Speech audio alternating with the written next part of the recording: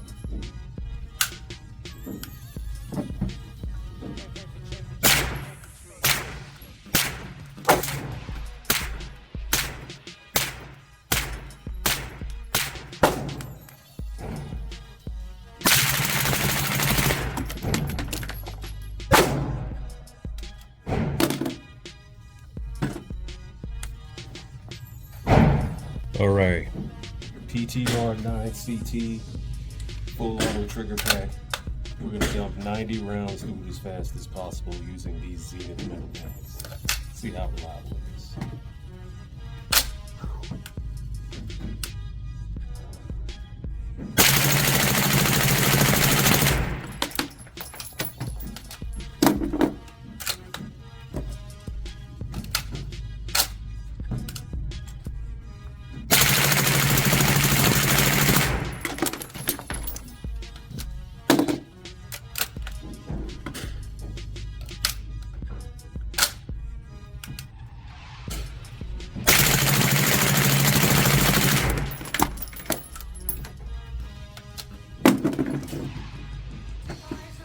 She runs. Subsize.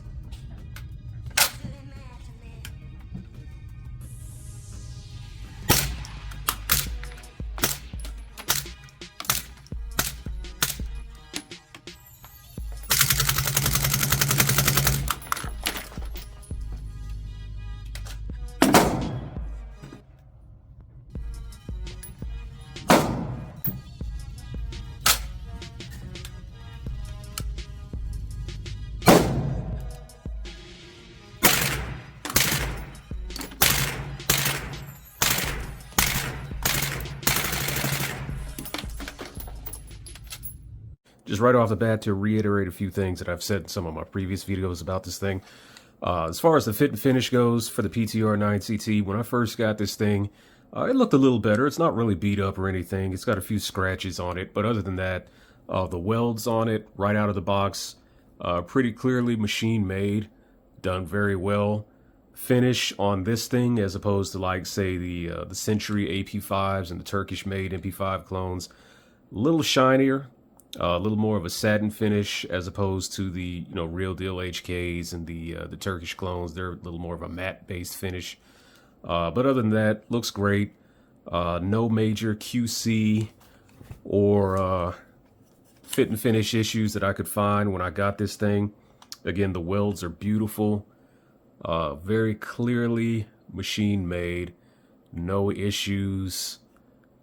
And it's been pretty good. Worked very well out of the box, had no major issues, but I'll get to the few issues that I did have in a moment. As far as how we have it set up here, I do have the Magpul lower housing. I did a little color fill on the selector markings. This is also the Magpul ambidextrous safety.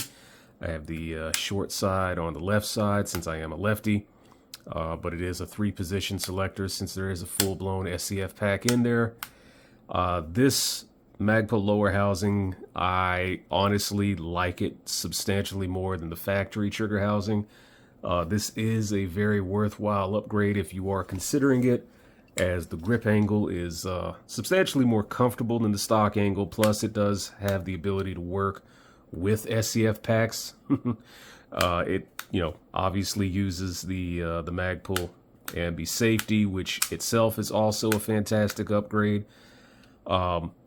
Minor fit and finish issues with it. It might require some small amounts of filing or fitting to fit your MP5 or MP5 clone that you decide to throw it on.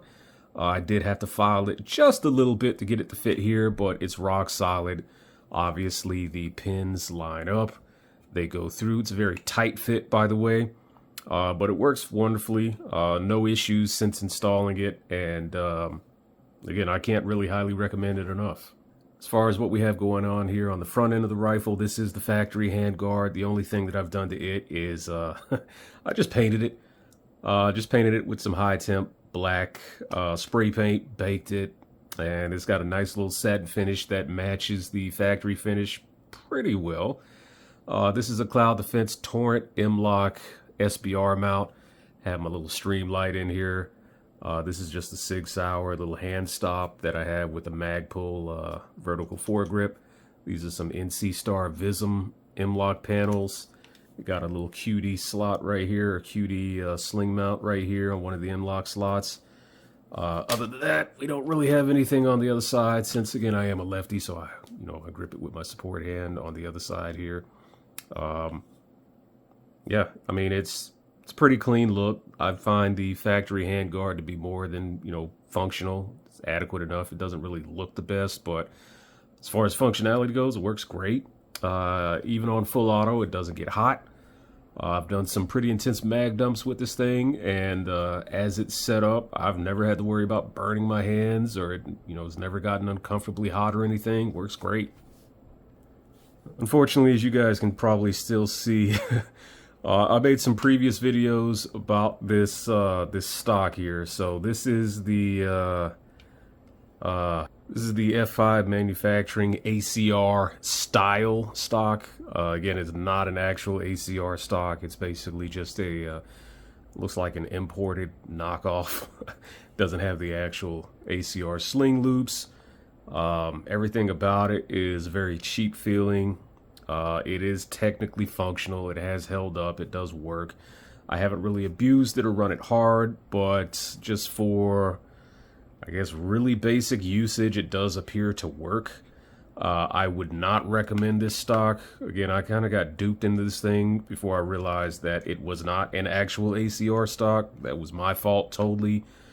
But we're just gonna ride out with it until it breaks. But it has held up so far. It does have an aluminum adapter plate right here.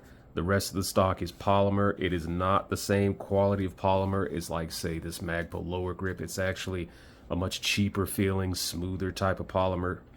I'm kind of hesitant to call it polymer. It's more like plastic, honestly. It does have some sling loops on both sides. It does have a functional cheek riser, which does lock into place. Again, technically it's functional, but I would not recommend it at all. Otherwise, at the moment, I've actually had several optics on this thing. I'm actually trying out the Sig Sauer Romeo 7S. I actually just got this thing. It'll probably get its own review pretty soon, but it is a very, very, very budget grade optic, I guess you could say. This is the green dot model. I am liking it so far, but for now we are testing it in this Primary Arms GLX, I should say, Aimpoint T2 style micro mount. And as far as the suppressor we have here, this is a YHM R9. It is in a YHM tri-lug mount, which I have marked, and it also is a kind of a budget suppressor, I guess you would say, but this thing is nothing but budget. Performance-wise, it is excellent. It has held up great. A couple thousand rounds of full auto fire on this thing, and no issues to date. So as far as how this thing performs, I mean, it performs great. There's really not much I can say negatively about its performance. Let me just go ahead and show clear here. You got an empty chamber, empty mag. But yeah, this thing has actually performed great. There's really nothing negative I can say about it. It's pretty much as accurate as every other 9mm pistol caliber carbine that I've ever shot, from the Scorpion Evo, Vector, the Kalashnikov USA KP9. Pretty much everything 9mm, it's right up there with it. It, at least in my experience, has proven to be pretty accurate. I mostly shoot two types of loadings at this point. I'd like to run the Federal 9mm 150 grain Syntex. These are actually subsonic rounds. I also run some older, what is this? This is Monarch 124 grain hollow points. They're not really the best self-defense loadings, but they are really good if you ever want to function check your firearm to see if it works with hollow points, and they're cheap. So works well with those. Other than that, I've just got a shit ton of 115 grain Magtech 9mm laying around, a couple cases of that. That is what I've primarily run through this thing. But I also have run quite a bit of 124 grain NATO spec 9mm, which, if you're not familiar with it, it is actually loaded much, much hotter than most other commercial loadings of 9mm. That is actually what I use for the break-in period with this firearm. And as far as what happened during that break-in period, let me just go ahead and describe it to you. Gun functioned well, but at the time we were actually running a lot of these, what are these, the ETS clear mags, or these are the smoke ones, I think. These actually came with the PTR, and let me just speak on these real quick. They're not good. They do work for the most part, but during the first 500 rounds or so that I ran through the gun, I was mostly running the 124 grain NATO stuff through here, and most of that was suppressed. Now, as far as how this thing performed during that initial break-in period, I did have occasional failures, and quite a few of them were running these AC Unity mags, and I had less of them running these ETS mags. But let me just kind of describe what was going on and my thoughts behind what caused it. This gun is stock internally, no modifications other than the SEF trigger pack that's in there and the safety, okay? I have not changed out the locking piece, not changed out the rollers, done anything else with it. Internally stock, basically, right? So, unsuppressed, the gun ran fine. Absolutely no issues at all with these ETS mags, particularly with the 115 grain, just cheap plinking stuff. With the 124 grain NATO, it definitely sped up the bolt and carry velocity quite a bit. It was substantially gassier as well, especially when I started running it with the can.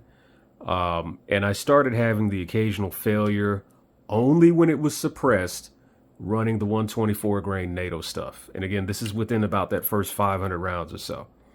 During that time, with the can, with these ETS mags, and especially with these AC Unity mags, I had failures.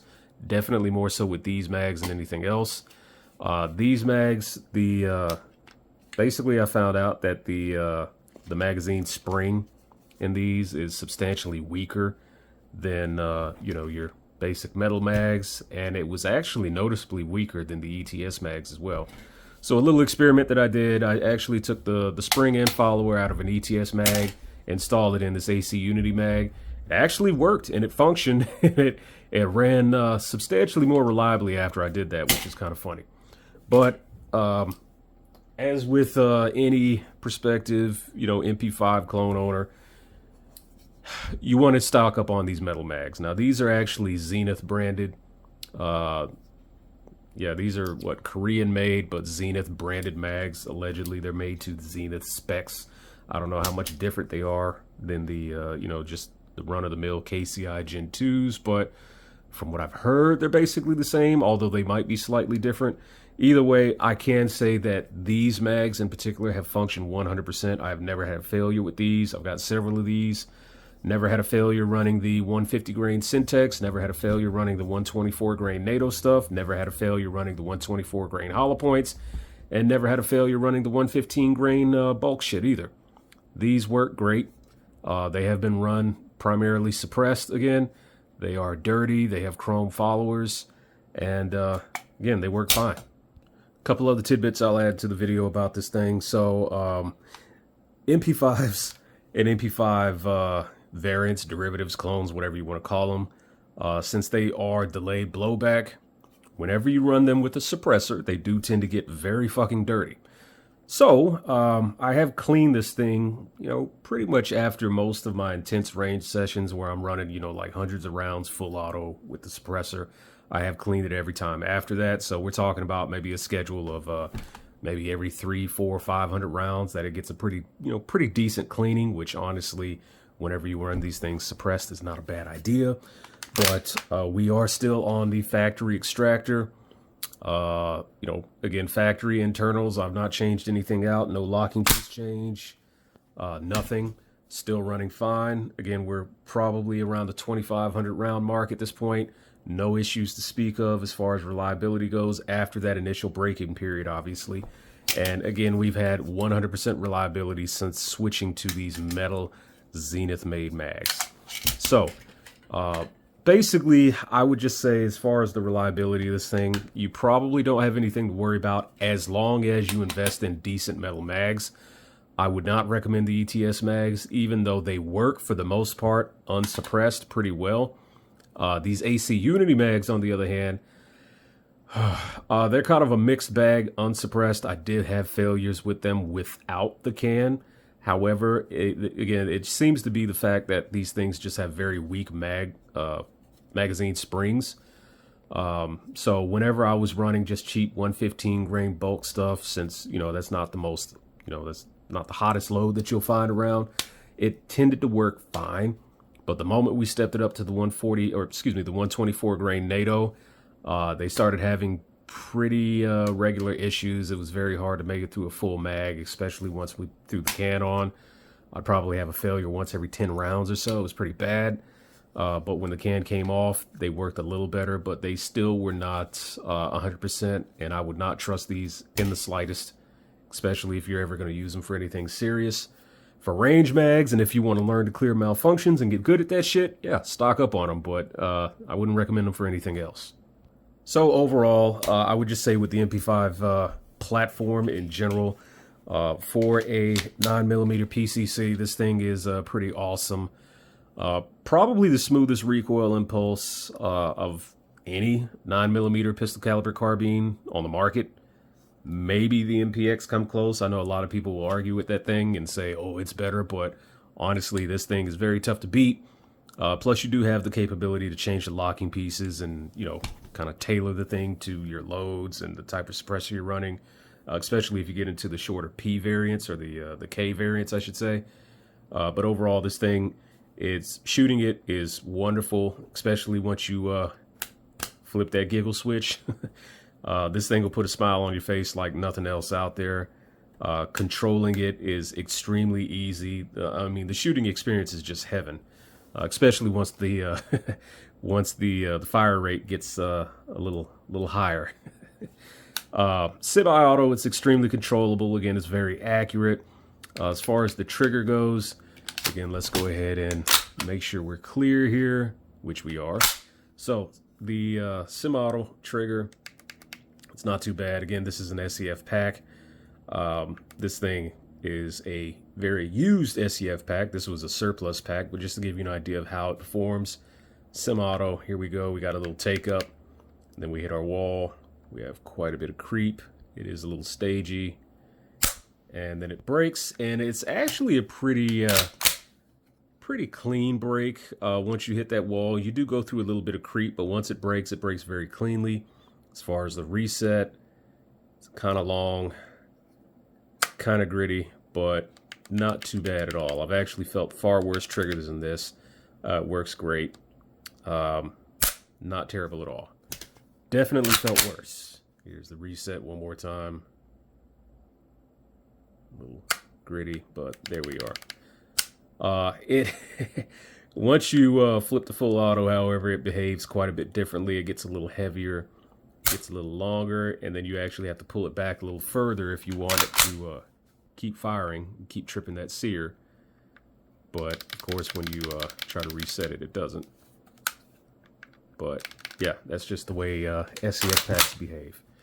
Anyway, so this thing, dream to shoot. Everybody who I've ever let shoot this thing, anybody who's got a chance to do that with it, instant smile. Makes you want to cream your pants. I mean, it's probably one of the most surreal shooting experiences you'll ever get whenever you run these things full auto.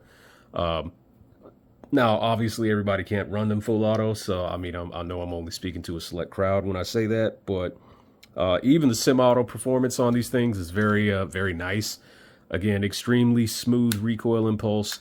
The dot does not move around much at all. It's very easy to get these things back on target, and I mean, I mean, you're not really out of line if you want to put this in the hands of like a small child or, you know, somebody who's not that experienced shooting, because maybe while it's not 22 soft, it's very, very close. It's definitely smoother and softer than an AR or, you know, any intermediate or assault. I don't want to say assault style calibers, but, you know, 7.62 by 39, 5.56, definitely smoother than those. So for beginners and people who are maybe more adverse to recoil, this is definitely a really good option to give a look to.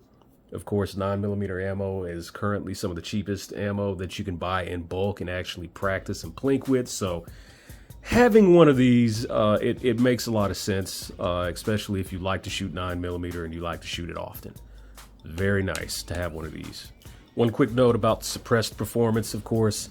I did try this thing with the direct thread option with the suppressor. I did find that I much prefer the 3-lug option. So if you get one of these and you do plan on running it suppressed, definitely get you a good 3-lug suppressor and enjoy it the way that it was meant to be enjoyed. With that said, as a lefty, I can say this, in my experience, shooting lower pressured ammo or just, you know, cheap 115 grain, I like to use MagTech. It's not very gassy even as a lefty. If you shoot righty, you're probably not going to notice too much gas or blowback at all. So it is very pleasant in that aspect to shoot.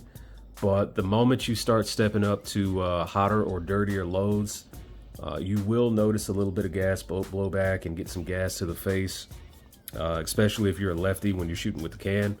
So I guess just an experience note.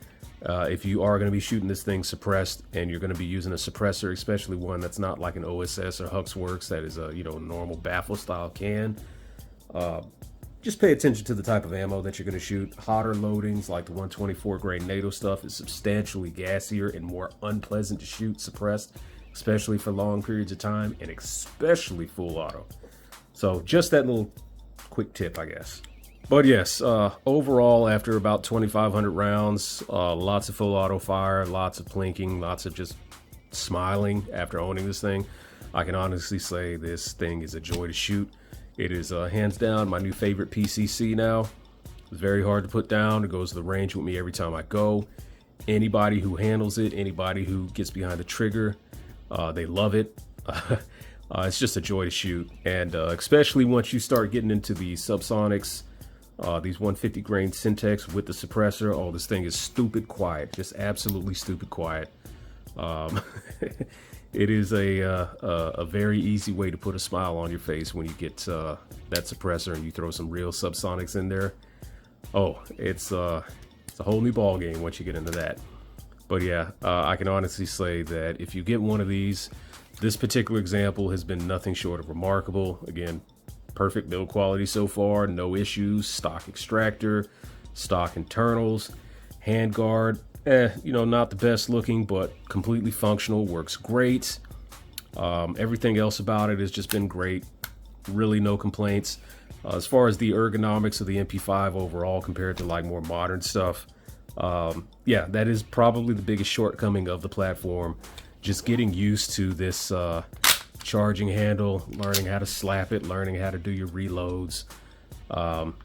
That's probably the only downside to the MP5 overall. But once you get used to it, or if you really like it, it's kind of a plus, I guess you could say. But yeah, I mean, it's always going to be a little slower than in other more modern PCCs, but the shooting experience is something that can honestly never be replicated, even with other PCCs, CZ Scorpion, KP9, Vector, whatever, even the Strybogs. The shooting experience will never come close to this thing. It's one of a kind. It's completely unique, and there's really nothing that can even come close to it in the PCC 9mm segment. It's just its own. It's its own thing. It can't be replicated. It can't be duplicated. It really is its own thing. That roller delayed blowback system that it has just makes the shooting experience wonderful. And once you add the can on there, it gets even better. But yeah, overall, wonderful gun. No complaints with it. This is probably one of the more odder or awkward setups you'll see with this thing. But hey, it works for me. I wish we could do something about this, but hey, I'm just going to run it till it breaks. Other than that, everything else from the mag pull lower, the mag pull AMB safety, the Zenith mags, everything else has been flawless so far. Functions great, no issues at all. But anyway, if you have any questions about this thing, or if you want to share your own feedback and experiences about your own MP5 clones or experiences shooting it, just drop it in the comments. And thanks for watching the video, and y'all have a great day.